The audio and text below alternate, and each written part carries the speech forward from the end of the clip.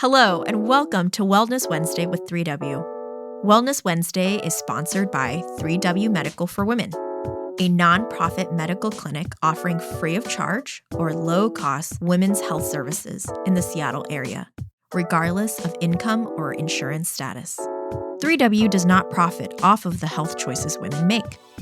The information shared in this podcast is the opinion of the speaker or speakers. Medical information is not intended as individual medical consultation, but for general education only. Always talk to or consult your own health professional for personalized advice regarding medical decisions. And if you're in the Seattle area, consider making an appointment to consult with us. I'm Helen Nguyen, CEO of WAMS/3W Medical for Women, and the host of today's podcast. Hi there, Wellness Wednesday listeners. I'm back in the studio. Yours truly, Helen Nguyen. I'm CEO of WAMS and 3W. Always so grateful to be back in the studio. My team continuously does such a great job of setting these things up and getting me just ready and primed to jump on another interesting conversation with an expert in their field, or let someone that we find really compelling tell their story, because that's how we connect with each other, is through storytelling and connecting. And these are people from our community. These are people who have something to say. And so I'm so grateful to have this opportunity to provide this type of platform. And I'm just so grateful for this outlet and this resource for our community. Today we have in our Zoom studio Maria Lancaster. She is the president and co-founder of Embryo Adoption Services of Cedar Park. Hi, Maria. Thanks for joining us today. It's wonderful to be here. Oh, thank you. And Maria, you like you said, you used to live out here in Washington State, but now you're in Virginia. Yep. Correct. Wonderful. Mm-hmm. And technology is so cool that we can be able to do this. It is. It's wonderful. So, I've talked a lot on our podcast through the years about my own infertility journey. And, there's so many different paths that someone like me can take. And so when I heard about embryo adoption being brought up, I was like, that is fascinating. Okay, I want to learn more. I want to know how this thing works. I want to know, because I have my own personal opinions about it. But I've been hearing about Maria for a long time, and I just got an email from another organization promoting her organization. So I was like, okay, that's a sign. I need to reach out to her and just pick her brain, get to know more about what embryo adoption actually is, hear it from the source, we're all about that, and hear her story about her own embryo adoption journey and why she is so passionate about embryo adoption. So thank you for joining us, Maria, all the way from Virginia. And I would just love to how did you get started on this? What's your background? Is it anything scientific, or did this just get kind of dropped on your lap and you're like, okay, let's do this? Well, I was just sort of minding my own business. I was born and raised in the Seattle area, and I came from a commercial fishing family, actually. Wow. And so I lived in Ballard, not far from where you are, most of my life. And I owned and operated a commercial fishing chandlery business because my family had been in the fishing industry. Well, my personal life was such that my husband and I struggled with infertility and unexplained infertility. And so had many miscarriages. And by chance, my husband was listening to Dr. Dobson talk about an interview a woman who had been the first lady in the country to ever adopt someone else's embryos. And we were completely struck by that because we didn't, IVF wasn't an option for us, and we didn't, I was too old for that anyway, but even if I wasn't, it's really expensive, and it just really wasn't my path. I knew that. And so when we heard about this, it was like, wow. And so long story short, we contacted Dr. Dobson's office and said, what agency did that lady, her name is Marlene, go through? And we contacted that agency, and we did a home study, just like adopting a born child. And we adopted embryos, and they flew them frozen FedEx from a clinic in North Carolina to my doctor's office in Bellevue, Washington, Dr. Johnson, thawed them out in a dish, put them inside of me, and I gave birth to my lovely daughter, Alicia, who helped me get set up for this podcast because she's smarter than I am now. Wow. Okay. So let's back up a little bit. So what year was that you did that? 2002. 2002. So she's 20. Wow. Okay. And you said that you opted out of IVF yourself because you said you were older. How old were you during that time? Well, I was 47, so I wasn't even a candidate. I would have had to have an egg donor and all of that. And, so I gave birth to her at almost 48. Wow. And so were you one of the first? So embryo adoption to me feels like a brand new concept, but you're saying it's at least 20 years old or even older. Correct. So how old is it? We were the first person in the state of Washington, and there were 10 babies born at the time. So I think that probably, if my daughter's 20, I don't know, 20, 22, 23 years maybe going. And it has actually been out there. Not everybody finds out about it for some reason or another, but there has been a national awareness program to spread knowledge of this. And a lot of clinics know about it. I work with a lot of clinics, and I've worked with a lot of clinics nationwide now. And so some pockets of people are well aware, and then some pockets of people have just still never heard of it, which is kind of too bad. Yeah, I get a mixed bag whenever I talk to, whenever I bring it up, along with my story. It's people are either like, oh yeah, I know what it is, or I have no idea what you're talking about. Right. So it's definitely, I'm finding it fascinating that you're saying it's actually been around for a while, but just people still don't know about it. Right. Why do you think that is? Honestly, I don't know, to be honest. I don't know. I kind of scratch my head too, because I've done a lot of podcasts in the Washington area. I've been on the radio tons of times, and not that I'm the only one either, who have done this. All the fertility clinics that in all of Washington know of my existence, and I've worked with all of them. So people who have struggled with infertility that are seeing a fertility doctor have a way of finding out. But if they aren't hooked into if they haven't been to the fertility doctor yet, their OBGYN might not know about it, because I don't know all the OBGYNs in Washington. That'd be way too many. Yeah. And so, but there's not that many clinics, so it's easy to be have a point of contact with every fertility clinic. And why did you think embryo adoption? What was your process? What was yours and your husband's process of discerning this is the right option for us? The only option when you're 47, you don't have any eggs left. Then if you're not going to have an egg donor, there is no other. If you want to get pregnant, that would be the only thing left on the planet you could do. Was fostering off the table for you guys? Was adoption off the table for you guys?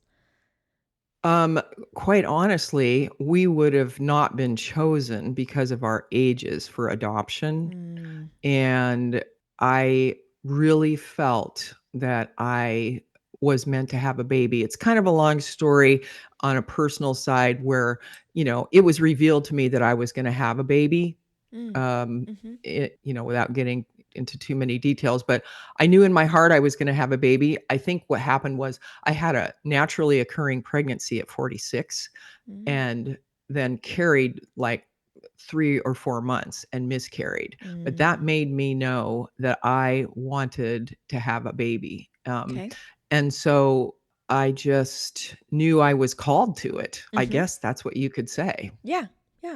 That's wonderful. And then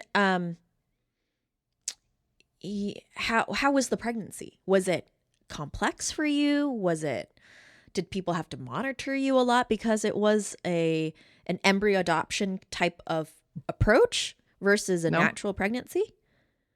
no, I just went to the doctor like everybody else. I did have a C-section, Okay. and so she was born a little bit early. Mm-hmm. We detected that she may have, um, well, without going into the details, the doctor just said, I think it would be better if you had the baby now and let's have a C-section. I said, well, let's do it Yeah. because I'd rather be safe than sorry. Yeah. Yeah. Yeah. And she was born, she was fine. Yeah. Yeah. Wonderful. And you alluded to the fact that the approach was very similar to adopting an already born child, correct? Yes, Like, so we did a home study, Mm-hmm. you know, Yes.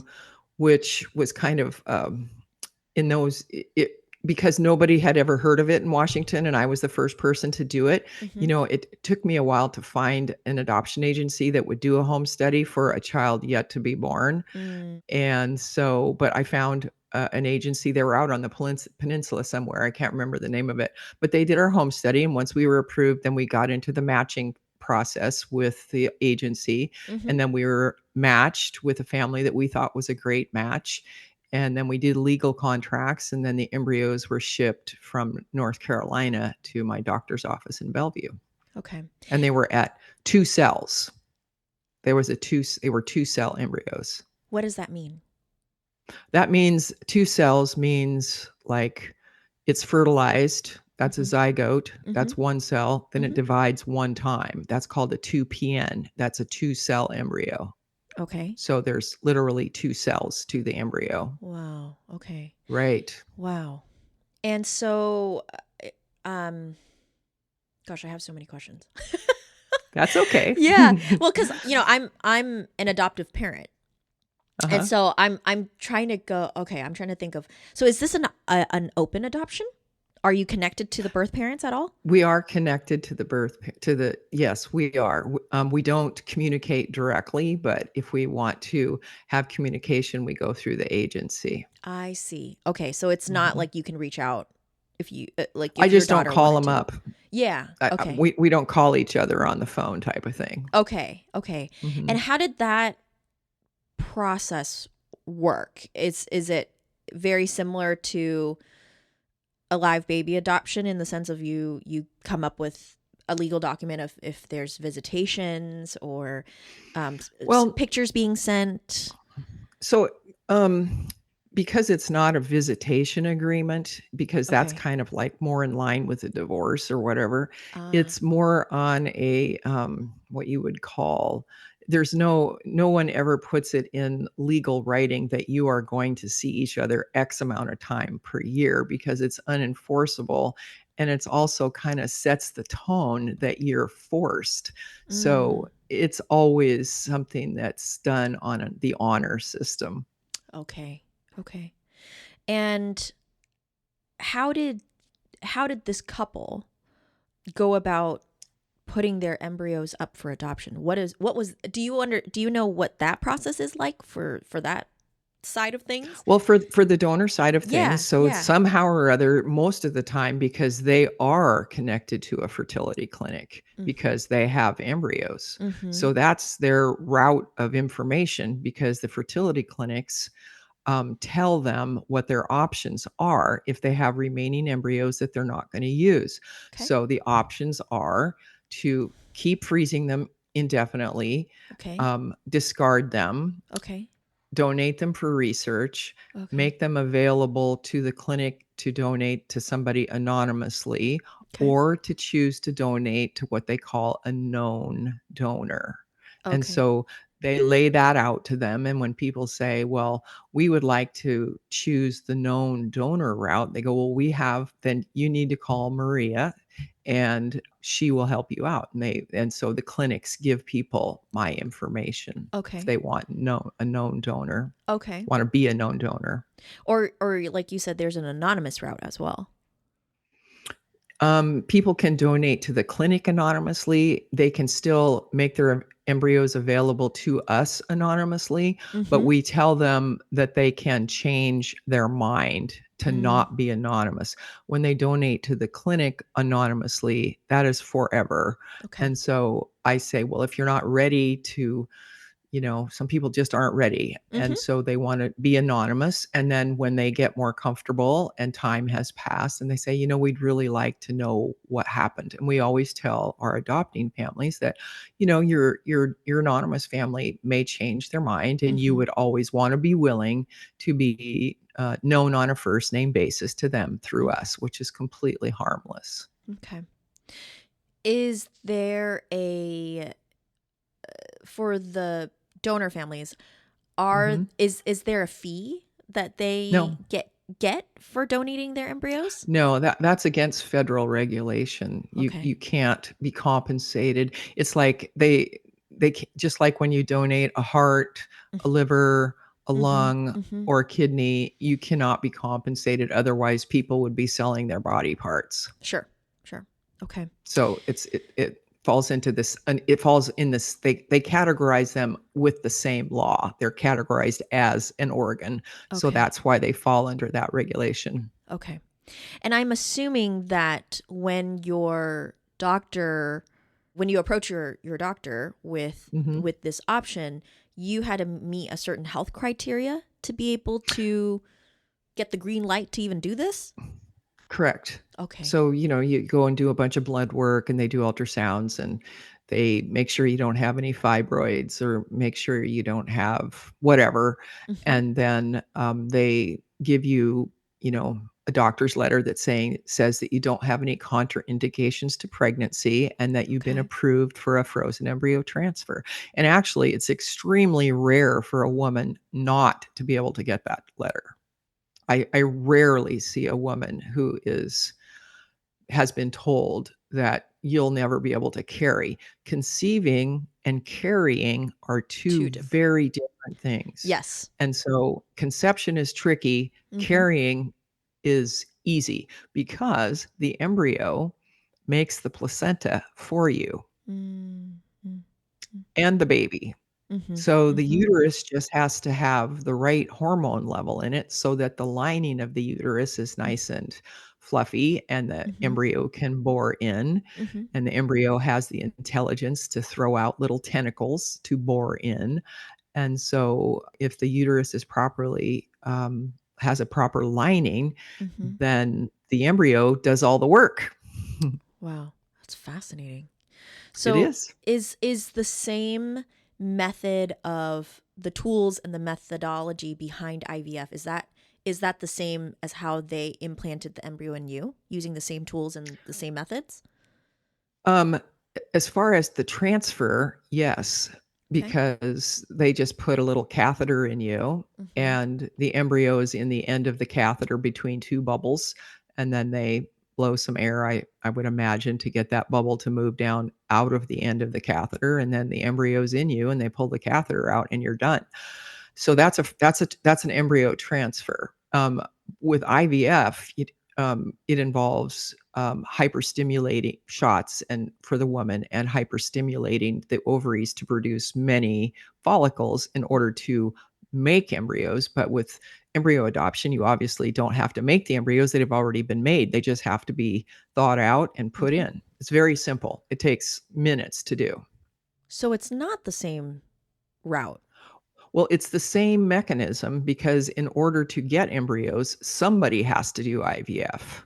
Yes. But in the In transfer, the transfer, it's different. it well, the transfer is the same for Oh, both. The okay. I'm sorry. transfer is the transfer to the mother that's going to have the baby is exactly identical. But the Got it. mother who has adopted embryos does not have to go through the IVF procedure because somebody else already did that for them. And then I the see. embryos are donated to them. I And see. so the embryos are in the freezer. They just have to be properly prepped so their uterus is ready Mm-hmm. with medication or an ultrasound. A lot of women do this on a natural transfer with no drugs. Wow. Wow. Yes. Wow. And not just young women either. I had a woman who was 44 years old, and she told me that she and her doctor, and I know her doctor, agreed to do an embryo transfer on a natural cycle with her. Mhm. And I was like, "Wow, is that very smart? She's 44." Well, I was in the room when the baby was born at Whoa. group health hospital, so it worked out just fine. Wow. Wow. Okay. And do you implant multiple embryos or just one at a time or? So multiple embryos are not a thing now. Okay. Some embryos are that have been in the freezer for a while, may be frozen in pairs, or on a rare occasion, three to a straw. That's the old school way of doing it. Those embryos are usually a younger stage of development, like day 3, which might mean 6 or 8 cells. Right Oh, now, the common freezing method is to run all the embryos to day 5, which is called a blastocyst. That's 150 cells. And whoa. so all of those embryos frozen as blastocysts in today's world are all frozen as singles, and only single embryo transfers are advised for most women. Now, if you adopt embryos and there's two to a straw, well, if you thaw them both out and they both survive, they both go in. So we don't usually match up women who are older with embryos that have two to a straw, because having twins when you're over 40 is kind of contraindicated. So we're careful about that. Wow. So if you're in your 30s, healthy and have infertility like myself, I'm 36. Fairly Mhm. healthy, have undiagnosed infertility, have no idea why. Mhm. I can opt for twins. Well, I can request, or how does that work? Sorry. well, yes and no. Okay. So if the embryos that you adopted Uh-huh. were frozen as singles, Okay. they still are not going to put two in you, Okay. because single embryo transfers are medically advised, Okay. because they can still twin after you put them in. Mhm. So Mhm. that means you could put two in and you can end up with triplets. Oh, wow. Yes. And so, one at a time is the name of the game right now, Okay. unless and unless and that really is that's the recommendation by the American Society for Reproductive Medicine, Okay. and fertility clinics want to be doing what the American Society for Reproductive Medicine recommends and suggests. So, Mhm. like, Mhm. if you went to some doctor and I mean, rules can be bent, but it's not the normal way. Normal way is putting in one at a time. And because there are now mostly blastocysts, which is day 5, Mm. then in order for embryos to make it to day 5, there are some embryos that will not have survived. So Mm. they've already made it through some hoops, which then make their survival higher than, for instance, the embryos that I put in at 2 cells, Mm. if Mm. that makes sense. Yeah. It's like running a relay race and all those little jumps. Yeah. Well, every jump they go over, they have a higher likelihood of becoming a baby. So when they get all the way Whoa. around the track as a blastocyst and they've jumped through all these hoops, those embryos have a much higher pregnancy rate than embryos frozen at an earlier stage. I see. I see. Has there been in your observation, has there been um what's the percentage of carrying to term versus not having a completed pregnancy where there's a live birth? What's So the the percentage between the two?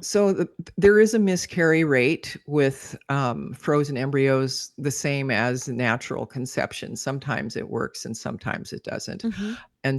And we never really know for sure what's going Okay. to work. Okay. How many embryo adoption has there been in the United States? Do you know that? Um, I mean, thousands. How many Thousands. thousands? I'm not sure. Okay. Okay. The children of embryo adoption, of this Hmm. process, how do they view themselves, or how do they view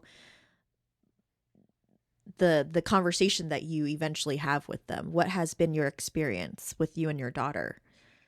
Well, it really depends on the match, Okay. and it depends on, each couple. There's 2, obviously. So then you have 4 people involved, Yeah. right? Yeah. And so there's a lot of different perspectives on what the right way and the right timing to talk to children. On Mm-hmm. my website, we have a lot of children's books that you can talk to children at a very young age. Mm-hmm. But they're really not.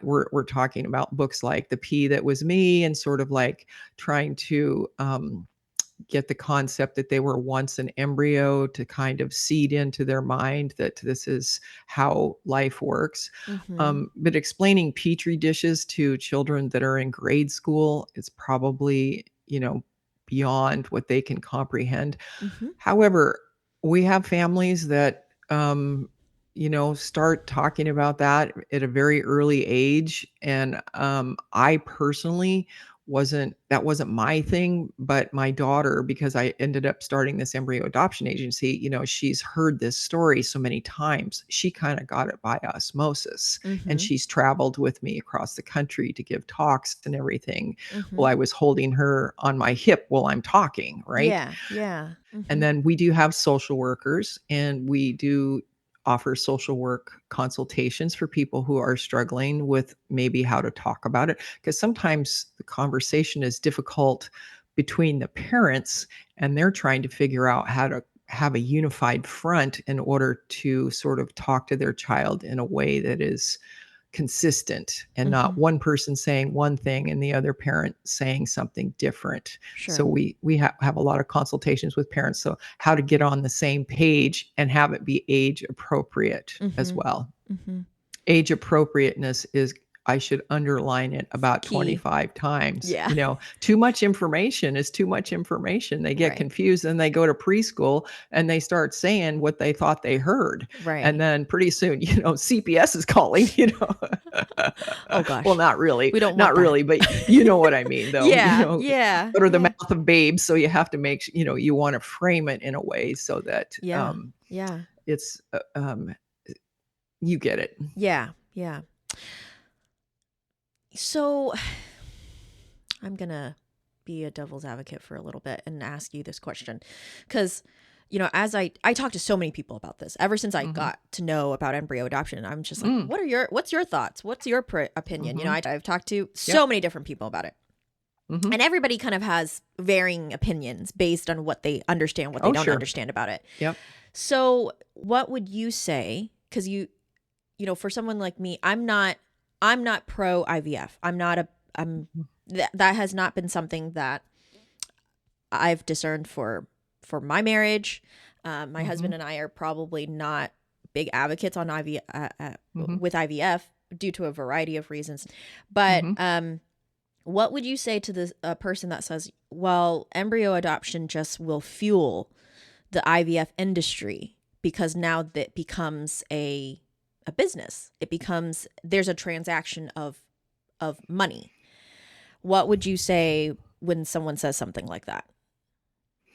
Well, because I do actually do this and know sort of from an insider side, you know, doing embryo adoptions for clinics is not really, it's not a money-making thing. They would prefer that people did IVF. Mm-hmm. Mm-hmm.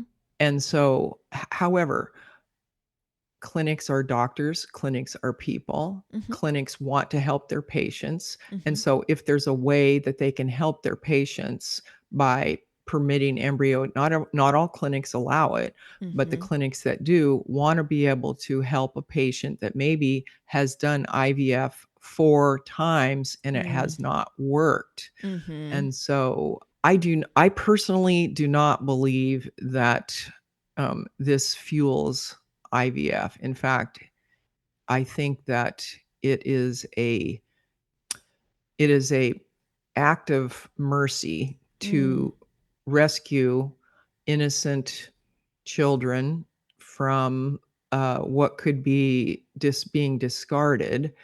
And so, and actually, a lot of doctors and nurses that I work with at clinics are really very grateful that we can somehow find a match that's really right for both families, Mm-hmm. because they love to see the baby pictures born too, Sure. of, Yeah. because sometimes the adopters and the donors go to the same clinic, and every once in a while the same doctor that was the doctor for the donor family is the same doctor for the adopter. Does that make sense? Yes. So, Yes. and so it's a really beautiful thing for Huh. the doctor to see that the donors have the beautiful experience of knowing that all of the embryos they made had a chance to be born, even though they weren't able to have them. Mm-hmm. Sometimes people have trouble in childbirth. They have to have a hysterectomy or whatever. They just can't have any more children. Mm-hmm. And so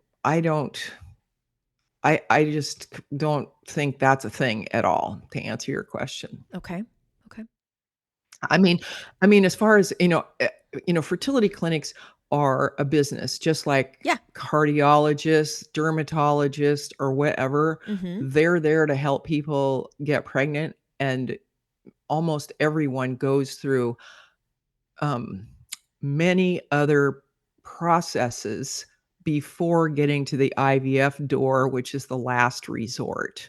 Mm. So, fertility clinics help people get pregnant through IUIs, resolving their endometriosis, resolving their PCOS, Mm-hmm. and other interventions that promote natural pregnancy. And then it's a long corridor to get to IVF. It's not the first option. They Mm. try everything else first, Mm. unless you just go in and say, I want to do IVF. But they're going to kind of look at, well, why? Let's try something to see if you can naturally conceive taking this kind of medication or Mm-hmm. changing your diet. That's a big thing, actually, the diet, and doing other intervention Mm. in order to get pregnant naturally. Mm-hmm. Mm-hmm. Was that your experience when you went to the fertility Yes. clinics? Yeah, Okay. it was. We went there. I wanted to know what was wrong with me because Mm-hmm. I had not had any quote female problems. So, Mm-hmm. we wanted to find out, well, what is the situation? And because I had had zero problems, I Mm. did my own research, and I found out about this thing called antiphospholipid antibody syndrome, which is an immune system disorder. Mm. And I approached my doctor after he ran all the tests and said, we can't find anything wrong with you, so we're just going to call it unexplained infertility. And I said, well, would you run a test on me? Because I think it's possible that I might have antiphospholipid antibody syndrome. And he complied sort of reluctantly, and they sent my blood to California, and I came back extremely positive. And what Mm. antiphospholipid antibody syndrome is the your body perceives the embryo as a threat, like an immune system response, and eliminates the embryo because it perceives it as an invader. And that's an Wow. immune response. And so during pregnancy with my daughter, I took baby aspirin, 81 milligrams a day, and I had heparin, little tiny heparin shots with little tiny, like a diabetes needle, twice a day, which was no big deal. And Mm-hmm. I gave birth to my firstborn daughter after having multiple miscarriages because I was properly diagnosed. Wow. That is Right. fascinating. That's fascinating. It's kind of a rabbit trail, but No. that's Well, my experience has been different when I go to a fertility. Mhm. I've gone, I want to say, to two fertility clinics in the Washington state area, Mhm. and my personal experience has been IVF has been shoved down my throat. I don't know how many Mm, freaking times. mm. And so That's interesting. it was very, and I walked in to those appointments going, IVF is off the table. Mhm. I just want to be real. I was like, I just want to be really honest. I'm not going to do it. I'm not going to touch it with a Yeah. 10-foot pole. I will Mhm. do all the blood tests you want. I will take Mhm. medication. You know, I've been on Clomid, letrozole, metformin, all of Mhm. those. IVF is just off the table. Mhm. And time again, it was brought up. And so Mm. it got to a point where I was just like, these places Turned are off by just, it. yeah, just, it's just not Mhm. for me anymore. Um, which then I led. didn't have that experience with Yeah, that's my why I'm doctor. And saying. I might have had a conversation early on Yeah. that, that won't be our route. So Yeah. we tried a couple of IUIs and different, blood draws and stuff to figure out, how I was ovulating and different Mm-hmm. things like that to try Mm-hmm. to gauge, when you're most fertile and different kinds of. So I found my doctor helpful, but That's we're talking fantastic. about that was 20 years ago. And then when I Yeah. suggested, would you test me for antiphospholipid antibody syndrome, Yeah. even though they weren't really into it, he did it. Mm-hmm. And then I found out about embryo adoption, and I went in and talked to him, and I said, I know this isn't a thing anywhere because there's only 10 babies born in the country, but would Mm-hmm. you do this for me? And Mm-hmm. he said yes. That was Dr. Kevin Johnson at Yes. Overlake Reproductive Health. Oh yeah, I know him very well. Yeah. I know him So very anyway, well. if it wasn't for him, saying yes, Mm-hmm. you know what I mean? So we're just Yeah. grateful that he was an open-minded guy Yes. and Yeah. gave it a shot, especially the embryos were only at 2 cells. Yeah. So that's a very early age. We Mm-hmm. hardly ever see 2-cell embryos anymore. Wow. Like very rarely. Wow. We do have a baby that was born after being frozen for 18 years. Wow. They were frozen in glass tubes, and I shipped them from Texas to Iowa in glass tubes. And the lady gave birth to a little baby she named Ruth, and she weighed 10 pounds with a full head of black hair after being frozen for 18 years. Whoa. Mm-hmm. That's amazing. So, Yes. how much does embryo adoption cost? It varies. Okay. Our fees are the lowest in the nation, and I've done that on purpose because I want to make this available. Okay. And the program fee is $6,800. I also set up a foundation called the Miracle Embryo Foundation, and people can raise their funds, tax deductible donations from mom and dad, grandma, whatever. Mm-hmm. And so if they raise $1,000 or $2,000, some people have raised all their fees and all their doctor fees through us. So they personally had zero out-of-pocket expenses, and all their adoption fees and all their doctor fees were paid for through our foundation. Wow. Okay. 6,800 is kind of the max, you would say? Well, that's a flat fee that we charge to do everything. I see. Mm-hmm. I see. What's the range? What's the range in your opinion that you've seen? People can charge up to 12 and 15. Okay. Nobody charges less than I do. I already know that. Yeah. Okay. Okay. Very good. Well, this has been a fascinating conversation. Yes. I'm just so grateful that you'd agreed to come on the podcast and just so I can just pick your brain about how all this whole thing works, because I've been hearing about it for ages. You know, because my infertility journey, I'm still infertile. But it's come up in so many different conversations, and people have varying opinions about it. People who are religious, people who are not religious, people who find it, quite frankly, weird. And then there are people who is like, whoa, that is the solution to Well, and one thing I want to say too, this is really important. We have embryos from all races and ethnicities. It's not just like we have all white embryos. Sure. We have everything, there's all kinds of embryos available. So a lot of times people think, well, I don't want to have a Caucasian baby, so I'm not even going to call. That's a dumb idea. They should call us. Yeah. No, I would assume that you have, it's a giant rainbow. The range. Yeah. The range. Yeah. And so I'm assuming that people can reach out to you and ask these types of questions on a personal basis. And we'll list your contact information and your website. Perfect. Yeah. So thank you so much for your time. You're so welcome. And telling your story. And it's just technology can be a great blessing to a lot of people. It is. So it's just a really interesting option for folks that can't have kids. Yes. So, well, thanks for having me. I'm really grateful, and have me on again. I'd love to be on again. Yes, of course. Yes, I will. We will definitely reach out. So thank you so much. All right, folks. I am wrapping this conversation up with Maria, and I'm interested to know what your opinions are about this as as you listen to this podcast. Please, I'm reachable. Call me, email me, however you'd like. But let's keep this conversation going. I'm still, there's still questions in my own brain about if it's right for me, if it's right for someone else. I have no idea. I'm still pretty undecided about it.